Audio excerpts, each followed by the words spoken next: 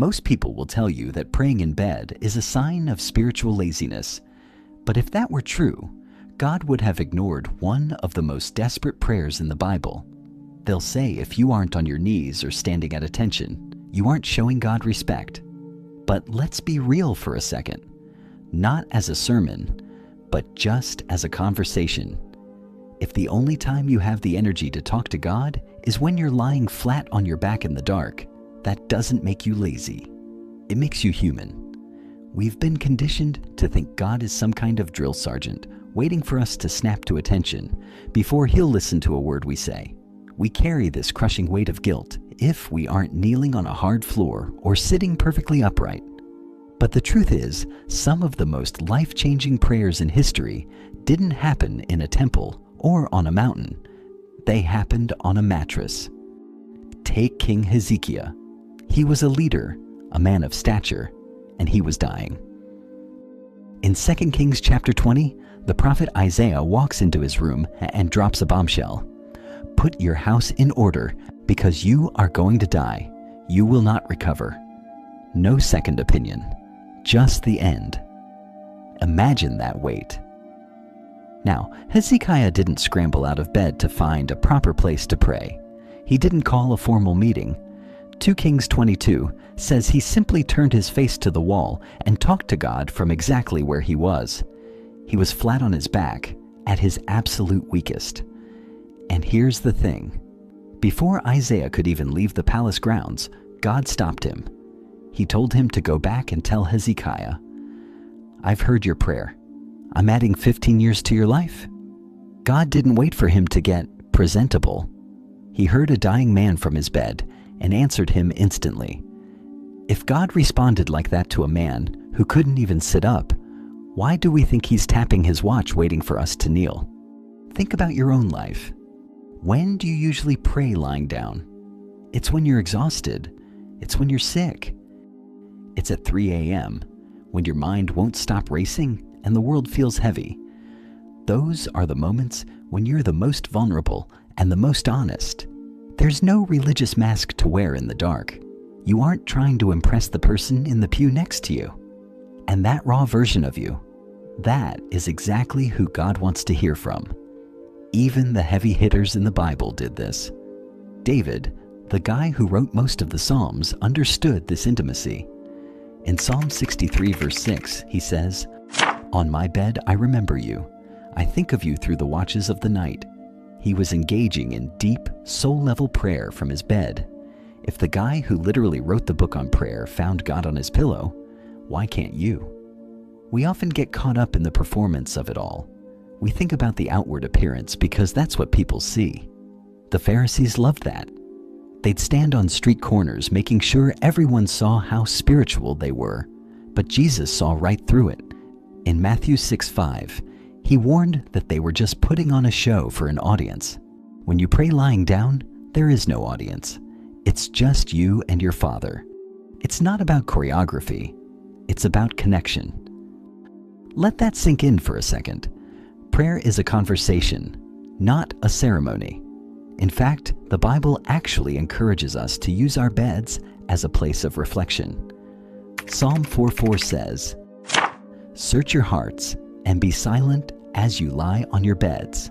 There is something about the horizontal position that levels us. It's a position of surrender. You're admitting you're not in control. You're admitting you need rest. You're admitting you're human. Look at Jacob at the very end of his life. In Genesis 47:31, it says he worshipped as he leaned on the top of his staff. He was so frail and so spent that he needed a piece of wood just to keep his body upright. But God didn't reject his worship because his knees wouldn't bend anymore. And then there's Hannah in 1 Samuel. She was so broken, so desperate for a child, that she couldn't even form words. She was praying in her heart. Her lips were moving, but no sound came out. She looked messy and undignified. The priest even thought she was drunk. But God didn't care about her posture or her presentation. He heard her heart and gave her a son who changed history. The pattern is clear. God responds to sincerity, not a checklist. Paul Paul tells us in 1 Thessalonians 5:17 to pray without ceasing. If that were a physical rule, we'd all fail. You can't stay on your knees 24/7. Without ceasing means prayer is the atmosphere you breathe. It's the conversation you have while you're driving, while you're working, while you're cooking, and yes, absolutely, while you're falling asleep.